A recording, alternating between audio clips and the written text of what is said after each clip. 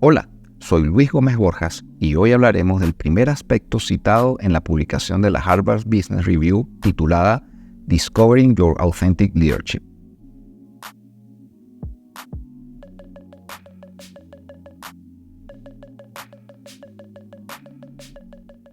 Recordemos por un momento cuáles son estos 7 aspectos. Los listo. 1. Aprender de tu historia de vida. 2. Conocer tu yo auténtico o autoconciencia. 3. Practicar tus valores y principios. 4. Equilibrar tus motivaciones extrínsecas e intrínsecas. 5. Construir tu equipo de apoyo. 6. Integrar tu vida manteniéndote centrado o centrada.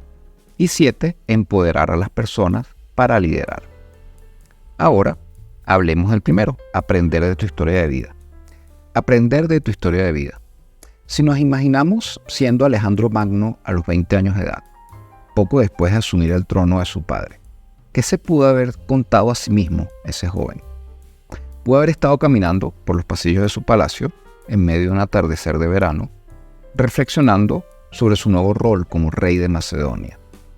Juguemos un poco a ser ese joven Alejandro e imaginémonos qué se le pudo haber pasado por la mente. Acaban de asesinar a su padre. Incluso hay sospechas de que él mismo formaba parte del complot. Pero supongamos que esto no era cierto. Indudablemente, él mismo tendría dudas muy fundadas, además, para sospechar que su propia madre sí estaba implicada en ese asesinato. Ahora debía asumir el trono sabiendo que muchos nobles macedonios no lo consideraban merecedor o digno de este. Pudo haber recordado lo que tanto le había repetido su madre desde muy pequeño, que era hijo del propio Zeus, que su padre terrenal era Filipo, pero él era hijo del rey del Olimpo. Esto, en la mente de alguien a quien se lo repiten desde la más temprana edad, seguro tuvo un impacto importante, considerando, además, las creencias y la mentalidad de la época. Esto no era algo que ellos tomaban a la ligera. Para ellos era una realidad. Alejandro muy probablemente se creía realmente, de forma verdadera, que era un semidios.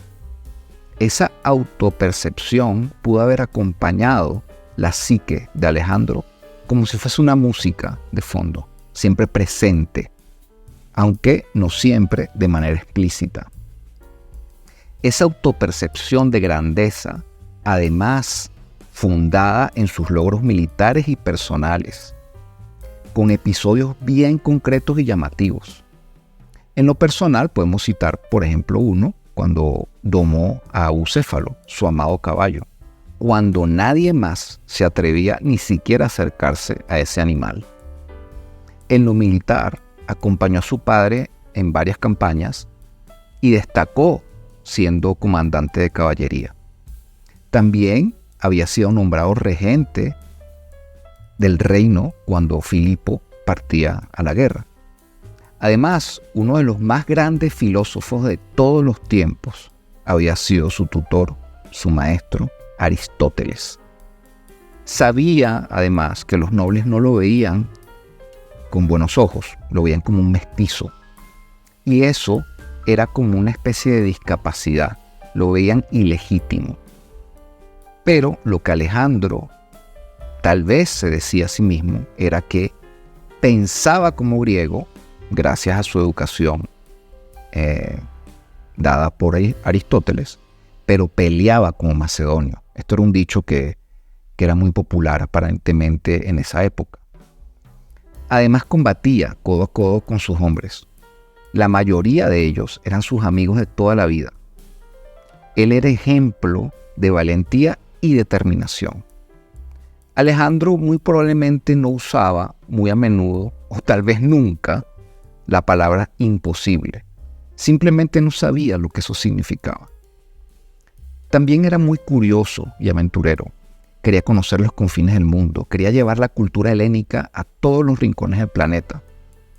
Alejandro quería dejar una huella indeleble en la historia, así como la epopeya de Aquiles. del cual él se creía también descendiente. Y lo logró. Todavía hablamos de él. Él veía a los persas con respeto, pero a la vez con unas ganas enormes de conquistarlos, para eliminar de una vez por todas el peligro latente de una invasión persa hacia Macedonia y al mundo griego en general. Él admiraba a esos persas, de cierta manera, aunque él veía sus grandes limitaciones como Estado. Conocía todos los intentos de Persia por subyugar al mundo griego, y también sabía de la hazaña del rey Leónidas y sus 300 guerreros en las Termópilas. Él se creía heredero de esa grandeza griega, y se creía depositario de ese plan de conquista de Persia ideado inicialmente por su padre. Esto evidentemente es mera especulación. ¿Quién sabe si me quedo incluso corto en la narrativa que Alejandro tenía de su propia vida y de su propia identidad? En la publicación de la Harvard Business Review, Descubriendo tu liderazgo auténtico, el primer aspecto que se aborda es aprender de tu propia historia. La historia, o más bien la narrativa que construimos a partir de los eventos que nos suceden durante nuestra vida, configuran el escenario sobre el cual se desenvuelve nuestro futuro. Dependiendo de si es una narrativa poderosa o no, lograremos conectar con nuestros recursos intelectuales y emocionales. Como escribió el novelista John Barth, la historia de tu vida no es tu vida, es tu historia. Aprovecho este instante para pedirte que te suscribas a mi canal, porque así el algoritmo te presentará más contenido como este, tanto mío como de otros creadores.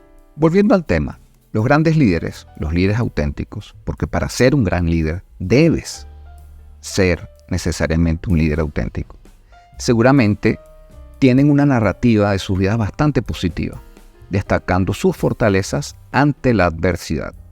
Y es ahí precisamente donde hay que enfocarse, en los retos y obstáculos que se van presentando en la vida de todos y cada uno de nosotros.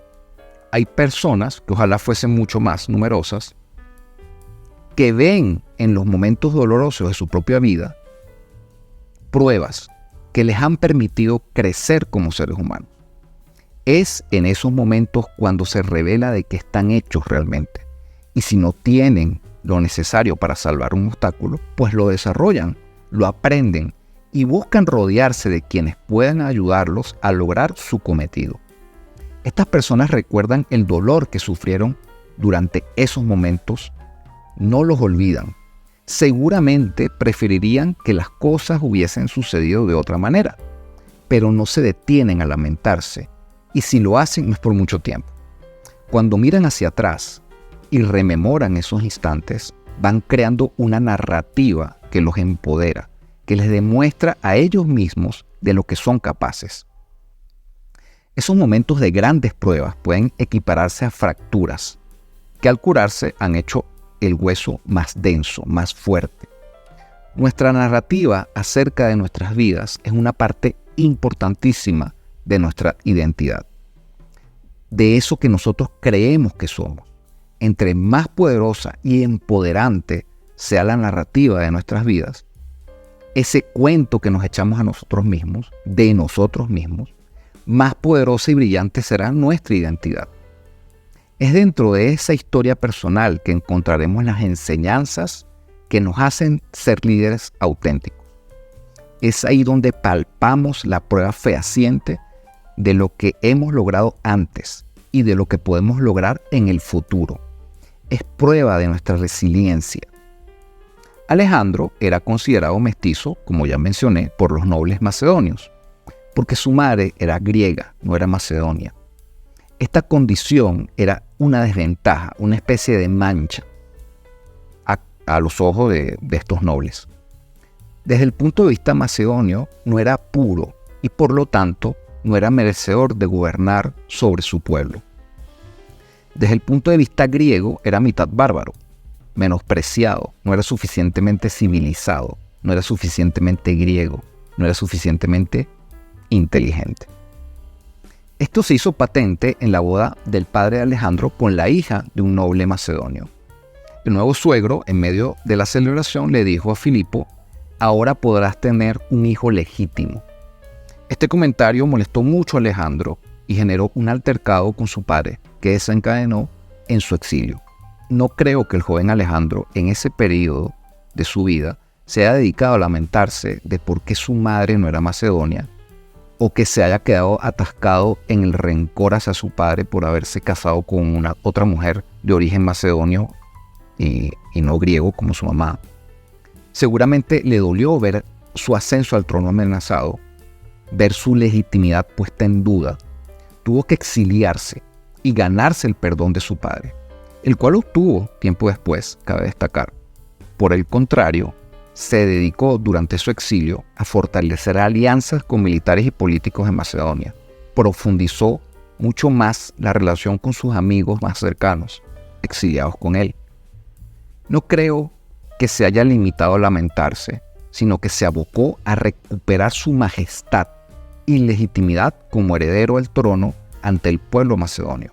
Esta fue una gran prueba para Alejandro, ese episodio con el nuevo suegro de su padre. Fue una gran prueba para un gran líder. Si se sabía capaz de despejar todas las dudas sobre su legitimidad, si se sabía capaz de callar las críticas de quienes tenían mucho poder en su país natal, de esos que debían acompañarlo en su gran sueño, pues no existía conquista militar que no pudiese lograr, porque Alejandro sabía que era más difícil conquistar las mentes y los corazones de la gente que ganar una batalla. Alejandro sabía muy bien cómo conquistar el alma de quienes lo rodeaban. Y sobre todo, Alejandro sabía muy bien cómo conquistarse a sí mismo. ¿Estás consciente de tus propias narrativas? ¿Qué te cuentas a ti mismo sobre los obstáculos que has tenido que atravesar? ¿Te gustaría cambiar la forma en que te hablas a ti mismo? ¿Te gustaría descubrir tus narrativas ocultas, esas que pasan desapercibidas a tu conciencia? ¿Te gustaría reconocer la grandeza que yace en ti? Pon en los comentarios qué piensas de estas preguntas, comparte este contenido a más personas, regálame tu like y recuerda, haz tu parte, que el universo hará la suya.